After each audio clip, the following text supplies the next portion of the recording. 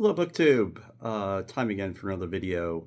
Wanted to talk today about a subject that I have seen pop up a few times on BookTube in the past few weeks, and a topic that for other reasons I've been thinking about, and that is the subject of bookmarking, highlighting, underlining, annotating, drawing circles around words, doing little diagrams and other doodling.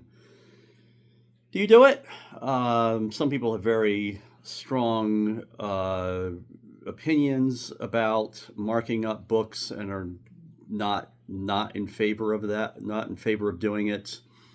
Other people have very kind of carefully worked out systems and tools for bookmarking, and so I thought I would talk about my own approach to bookmarking. I don't have a method or a strategy or anything like that, and that will probably not strike people who have watched a few of my videos as unusual, since I am typically have not been very methodical about my approach to reading, and very much a mood reader, and so that sort of spills over to any ideas I have about bookmarking. However, as I thought about this a bit more in the past few weeks, I realized that I actually do have some pretty well defined inclinations and tendencies, even though I haven't really consciously thought about them. And so I thought I would summarize that for you and then sort of unpack it. And basically, my approach to bookmarking is in terms of like religious books, spiritual books, self-help books. I I do a lot of marking, highlighting, underlining, diagramming, circling words, and any which way. And I generally have done that without batting an eye. On the other hand, when it comes to fiction and historical nonfiction biographies, I basically don't mark books at all. So there is this intentional, unintentional delineation between different types of books that I mark in and books that I don't. And I came up with basically two reasons, I think, why I mark in certain types of books. And these two reasons are kind of overlapping. One is I do a fair amount of, I'm involved in a couple of small groups that spiritual religious small groups where we do Bible studies and things like that. And some of those groups I play a part in facilitating. So quite necessarily that involves me sort of preparing talking points and ideas and things, and highlighting things that are important to me and making notes and things like that. So there is a participatory element to that. With my fiction reading and my historical nonfiction and biographies, up until now, those have just been, me, myself, and I. But with some of my spiritual and religious reading, that's occurring in the context of a church or a group of people. And so there's some feedback and discussion, and there are some groups, and there's some facilitating. So there's a whole participatory angle with that. So that's not surprising.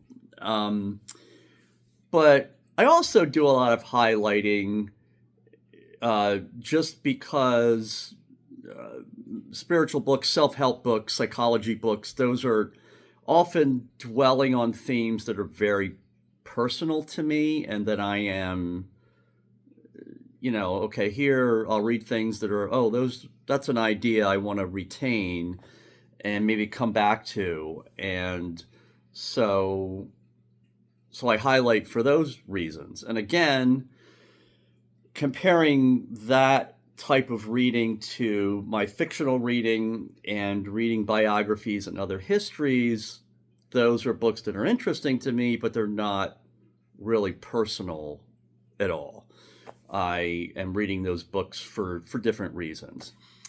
And so that's part of the video here, is to just sort of explain, outline, add to the BookTube community's collection of videos on why people mark books and why they don't, and what kind of books they mark and so on. So I wanted to kind of contribute to the online literature about that and just sort of share my experiences.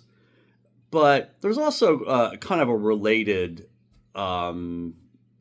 issue I want to talk about, and that is, as I have thought about the subject more, I have been thinking about how I mark books, and do I want to have more of a thought out, methodical, intentional approach, and do I want to do some different kinds of markings? Lots of people on BookTube use book tags and things like that I have generally not ever really used, but I think maybe they could come in handy.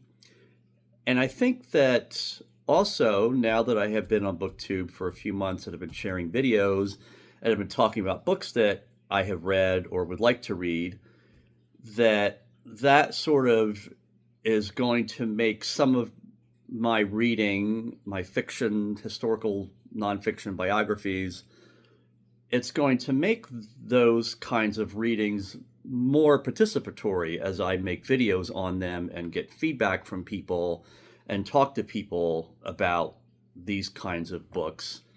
So in that case, books that I have not been used to marking, at least since the last time I was in an academic classroom, which was more than 20 years ago, I may decide that it might be worthwhile to do some highlighting and some note taking and some underlining. So either when I prepare videos or want to talk to people about different books, that I can sort of go back to them and kind of pull out some key ideas. So that's really it. I kind of have a unintentional but kind of marked process to marking books, but I am thinking of adding some methods and thinking a little more intentionally about how I mark in books. And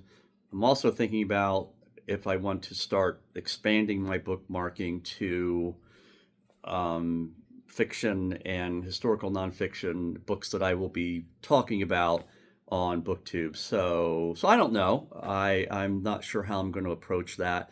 What's really kind of fascinating to me is how sort of how organic my process or lack of process has been.